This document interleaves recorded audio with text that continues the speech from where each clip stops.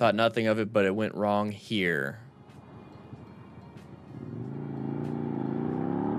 Whoa. See, that's the whole fighting for your position that is it frustrates me. Awesome. Omdat ik naast hem nog een beetje ruimte heb. Sorry? Jij rijdt heel langzaam. Jij doet het ruimte. Ik neem ruimte over voor hem. Niks aan de hand, rustig aan. Er is niks aan de hand.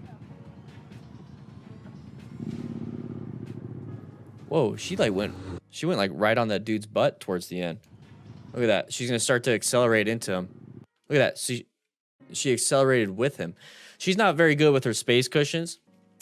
She's that kind of driver that I don't like to be. So I choose to keep giving that space cushion. But I don't like drivers like this that just like get right on bumpers. You know what I mean? At stoplights. So let's go back just a little bit. And right here, this is what I'm talking about though. When it comes to fighting for your own lane, don't do it. You're at the bottom of the totem pole. You're not really there to really have a good fight. You know, all it takes is somebody slightly pit maneuvering you and boom, crushed your leg. What's up, Alex? How you doing? So we're moving, and now we're getting into this position, and this person's gonna try to take our lane, and we're gonna accelerate into it. Okay, now we just put ourselves in danger. That right there is what I'm talking about. Don't fight for your lane for that reason, because it's not worth it. You know, just so we could be in front. It's like, yeah, you know, you split us up. Yeah, you know, you shouldn't have done that. But the thing is, she's already there. Now we're going to accelerate into a very small gap, hoping that we don't get hit or severely hurt, all because of an ego and pride thing where it's like, this is my lane, this is my lane. You're not supposed to be there. You're not supposed to be there. And it kind of goes back to a lot of the stuff that you hear in motorcycle classes is to protect your lane. That's one thing. But to fight for your lane is where you take it a little too far. Protecting your lane would be being over into lane position 3. Hey, Joey Jackson, welcome.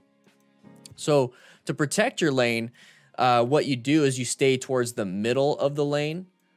So that way a car can't go left or right around you. And that's kind of what protecting your lane is all about. But when it comes to fighting for your lane is when a car decides to come into here and then all of a sudden we're like, no, don't do it. And then we're going to get right in front of them. That right there is not what you're supposed to do. What you're supposed to do is just kind of get into a path of travel to where they can't get around you. That is protecting your lane. If they choose to still try to take it, let them. Okay, that's the third thing that you tried. You know, it's not going to work. So right here, it's like, well, we haven't protected our lane. Okay, we haven't. So now this car is going to take it, and fine, that's perfectly fine. I personally don't choose to protect my lane 100% of the time. I purposely don't try to. If somebody wants to take the spot, they take the spot. I'm still just going to keep my 360 situational awareness, and all I'm doing is planning for my safety, guys. I am positioning myself for safety, locating hazards, adapting to hazards, negotiating the threats. That's all I do. I don't care about protecting anything. It's not my job to protect anything. It's my job to stay away from other vehicles. So when you see something like this guy just pulled, or this woman just pulls out in front of us, what do? Well, we just let them have it. We're on a comm system. We're on our Cardo, Pack Talk, Bold, Slims, Free Comms, whatever it is. Click the link in the description for a discount. But anyways, this person's going to come into that area. I'm just going to talk to my buddy, be like, hey, car behind you, cut me off. We're all good. We're still turning left. I'll catch up to you later. That's it. That's all you have to do. Don't fight for it like this. This person's already in there. It's like, okay, now I'm going to accelerate. We got an intersection.